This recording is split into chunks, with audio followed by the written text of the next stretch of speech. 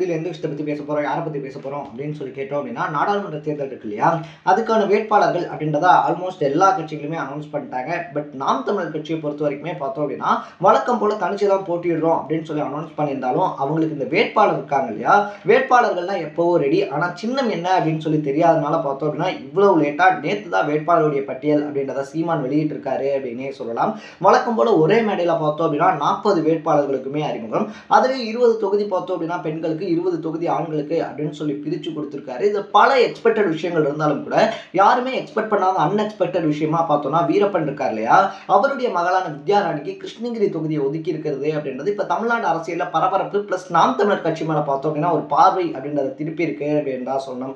So பல மேடைகளில் பார்த்தோம் அப்படின்னா பிரபாகரனை பற்றியா இருந்தாலும் சரி, வீரப்பன் இருக்கார் இல்லையா, அவரை பற்றியா இருந்தாலும் சரி, பல மேடைகளில் வந்துட்டு நம்ம நாம் தமிழர் கட்சியினுடைய ஒருங்கிணைப்பாளர் சீமான் இருக்கார் இல்லையா, அவர் கர்ஜனை அப்படின்றதெல்லாம் பண்ணியிருக்காரு அப்படின்னே சொல்லலாம். ஸோ வித்யாராணியை பொறுத்த வரைக்குமே முன்னாடி பாஜகவில் இருந்ததாமோ, அதுக்கப்புறமா பாஜகவில் இருந்து விலகி இருந்தவங்க நாம் தமிழர் கட்சிக்கு வந்து அதுல இருந்து தான் பார்த்தோம் அப்படின்னா அவங்கள நம்ம கிருஷ்ணகிரி தொகுதியில் களமிறக்குறோம் அப்படின்ற ஒரு நிலைப்பாட்டில் இருக்கும். அப்படின்ற பட்சத்தில் அந்த நிலைப்பாட்டுக்கு நமக்கு கை மேலே பலன் கிடைக்கும் அப்படின்னு சொல்லி எக்ஸ்பெக்ட் பண்ணுறதுனால தான் பார்த்தோம்னா அவங்களுக்கு இந்த சீட் அப்படின்றது ஒதுக்கப்பட்டிருக்கு அப்படின்னு சொல்கிறாங்க.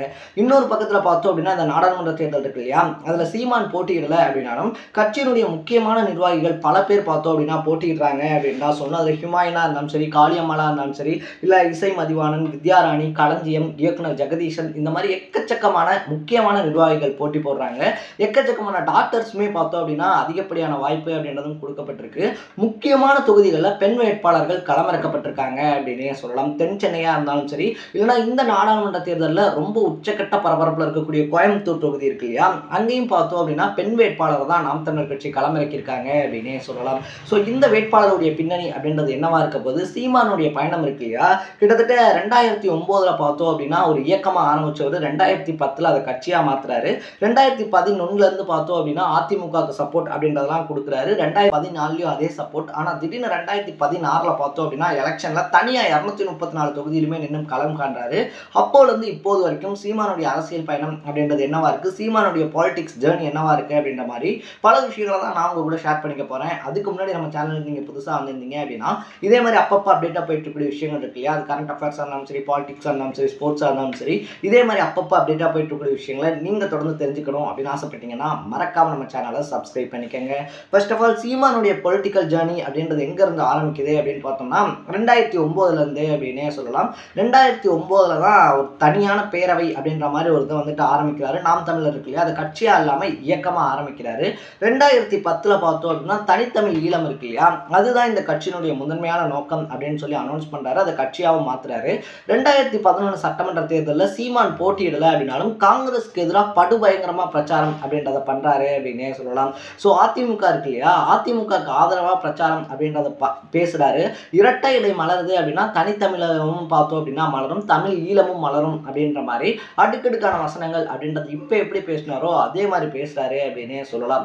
அதே நேரத்தில் பார்த்தோம் அப்படின்னா 2014 மக்களவை தேர்தல் இருக்கு இல்லையா, இப்போ வர மாதிரியே 2014 கிட்டத்தட்ட ஒரு 10 வருஷத்துக்கு முன்னாடி வந்த தேர்தல் அப்படின்னே சொல்லலாம். அந்த 2014 தேர்தலையும் பார்த்தோம் அப்படின்னா தொடர்ந்து அதிமுகவுக்கு தான் வந்துட்டு அவருடைய கூட்டணி அப்படின்றதா இருந்தாலும் சரி, அவருடைய ஆதரவாக இருந்தாலும் சரி கொடுக்குறாரு.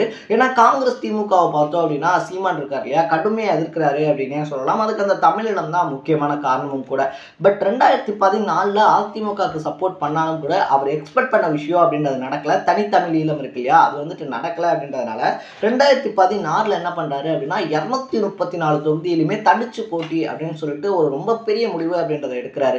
ஸோ அன்னைக்கு பார்த்தோம் அப்படின்னா ஒரு 10 வருஷத்துக்கு முன்னாடி சீமானுக்கு பின்னாடி இவ்வளவு இளைஞர்கள் இருந்தாங்களா, இவ்வளவு படைபலம் இருந்துச்சா, இன்னைக்கு நான் சொல்லக்கூடிய முக்கியமான நிர்வாகிகள் இருக்காங்க இல்லையா, சாட்டை திறமைகளா இருந்தாலும் சரி, களஞ்சியமா இருந்தாலும் சரி, காளியம்மாவா இருந்தாலும் சரி, இந்த நிர்வாகிகள்லாம் அன்னைக்கு அவங்க பின்னாடி இருந்தாங்களா அப்படின்னு சொல்லி கேட்டோம்னா கட்சி ஆரம்பிக்கும் போது ஒருத்தரும் இல்லை அப்படின்னு தான் சொல்லணும். முக்கியமான நிர்வாகிகள் ஒரு சிலர் மட்டும்தான் இருந்தாங்க.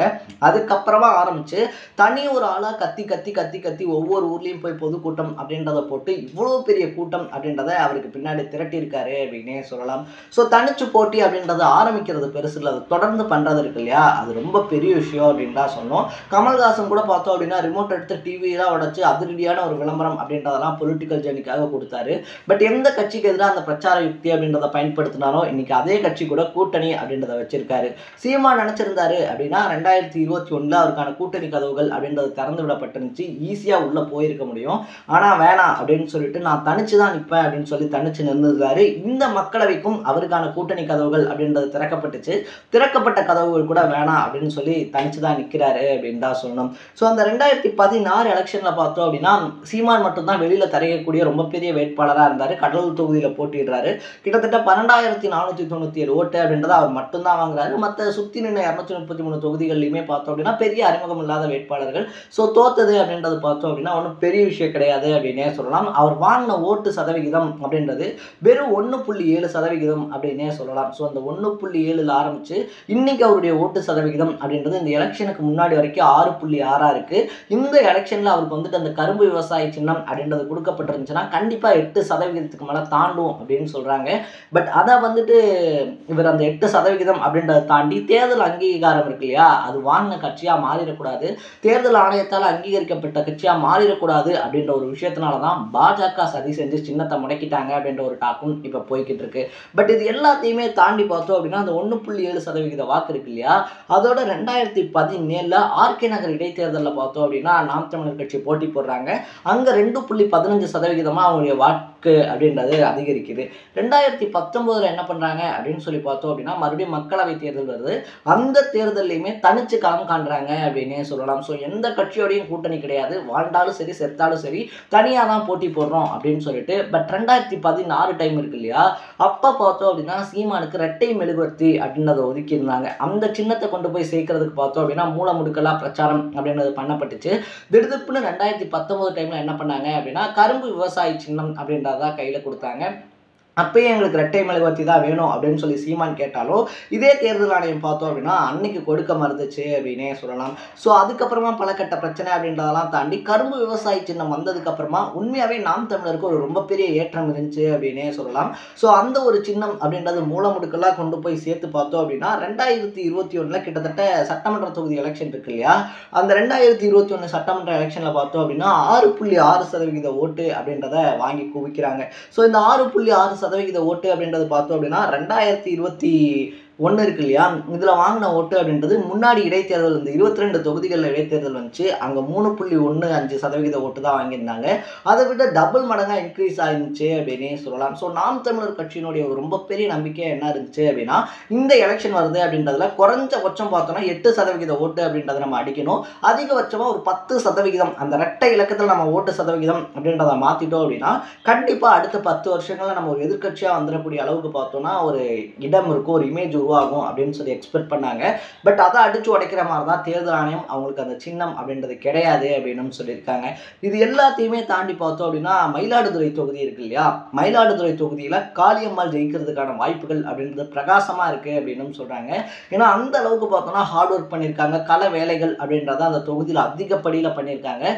காளியம்மாளுடைய பெயர் அப்படின்றது உச்சரிக்கப்படும் போதே பார்த்தோம் அப்படின்னா அதிக அளவிலான கரகோஷம் அப்படின்றதும் எழுது. ஸோ அங்க அவங்க ஜெயிக்கிறதுக்கான வாய்ப்பு அப்படின்றது கொஞ்சம் பிரகாசமா இருக்கு. நாம் தமிழர் கட்சி சார்பா பார்த்தோம் அப்படின்னா சட்டமன்றத்துக்குள்ள போற முதல் ஒரு எம்பியா நம்ம காளியம்மா தான் இருப்பாங்க அப்படின்னு சொல்றாங்க. ஏன்னா அந்த அளவுக்கு அவங்க ஹார்ட் ஒர்க் பார்த்துருக்காங்க அப்படின்னு சொல்லப்படுது. ஸோ அவங்களுக்கு இந்த டைம் பார்த்தோம் அப்படின்னா மயிலாடுதுறை தொகுதியே ஒதுக்கி இருக்கு, ஹுமாயூன் இருக்கார் இல்லையா அதுக்கு தஞ்சாவூர் தொகுதி ஒதுக்கி இருக்கு. இந்த மாதிரி முக்கியமான தொகுதிகள் அப்படின்றது பார்த்தோம்னா பலருக்கு ஒதுக்கப்பட்டிருக்கு. கோவை தொகுதியை பொறுத்த வரைக்குமே கலாமணி ஜெகநாதனுக்கு ஒதுக்கப்பட்டிருக்கு அப்படின்னே சொல்லலாம். ஸோ கோவை தொகுதியில் ஆல்ரெடி பார்த்தோம்னா ஒரு பக்கம் அண்ணாமலை இருக்காரு, இன்னொரு பக்கத்தில் பார்த்தோம் அப்படின்னா கணபதி ராஜ்குமார் இருக்காரு, மூணாவது பக்கம் சிங்கை ராமச்சந்திரன் இருக்காரு. இந்த மாதிரி 3 பெரும் புள்ளிகளுக்கு மத்தியில் கலாமணி ஜெகநாதன் இருக்காங்க இல்லையா, அவங்கள களமிறக்கி பார்த்தோம் அப்படின்னா 4 முனை போட்டி அப்படின்றது இப்போ இந்த நாடாளுமன்ற தேர்தலில் நடக்க போகுது. அதில் நாம் தமிழர் கட்சி அவங்களுடைய பலத்தை காமிக்கணும் அப்படின்னு சொல்லிட்டு ரொம்ப வீரியமா உள்ள இறங்கியிருக்காங்க அப்படின்னு தான் சொல்லணும். ஸோ இந்த இடம் இருக்கு இல்லையா, இந்த இடம் தான் நாம் தமிழர் கட்சி அப்படின்றதுக்காக மக்கள் ஓட்டு போடுறாங்களா இல்லை அந்த விவசாய சின்னம் அப்படின்றது என்ன பெரிய ரோல் அப்படின்றத நாம் தமிழருக்காக ப்ளே பண்ண போகுது அப்படின்னு சொல்லி நம்ம வெயிட் பண்ணி பார்க்கணும். ஏன்னா ஆல்மோஸ்ட் சின்னம் இல்லை அப்படின்னு சொல்லி அனௌன்ஸ் பண்ணப்பட்டாச்சு. மைக் சின்னத்தில் தான் பார்த்தோம் அப்படின்னா நாம் தமிழர் கட்சி இருக்காங்க இல்லையா அவங்க போட்டியிட போறாங்க. முன்னாடி இரட்டை மெழுகுவர்த்தியில் ஆரம்பிச்சு அடுத்து கரும்பு விவசாய சின்னத்தில் போய் இப்போ மைக் சின்னத்தில் வந்துட்டு நாம் தமிழர் கட்சி இருக்காங்க இல்லையா, அவங்க நிற்கிறாங்க. ஸோ இதை தாண்டி அவங்களுடைய வெற்றி வாய்ப்பு அப்படின்றத எந்த விதத்தில் உறுதிப்படுத்த போகிறாங்க, இன்னும் எத்தனை வழிகளில் அவங்க வந்துட்டு மாற போகிறாங்க அப்படின்றத நம்ம வெயிட் பண்ணி தான் பார்க்கணும். ஸோ சீமானுடைய இந்த பொலிட்டிக்கல் ஜேர்னி அப்படின்றத பற்றி நீங்கள் என்ன நினைக்கிறீங்க அப்படின்றத கமெண்ட் செக்ஷனில் பதிவு பண்ணிவிட்டு, நீங்கள் நாம் தமிழர் இல்லை சீமானுடைய ஃபேனாக இருந்தீங்க அப்படின்னா மறக்காமல் நம்ம சேனலை சப்ஸ்கிரைப் பண்ணிக்கோங்க. நாளைக்கு இதே மாதிரி இன்னொரு இன்ட்ரெஸ்டிங்கான வீடியோவோட சந்திக்கலாம். Tata, bye by.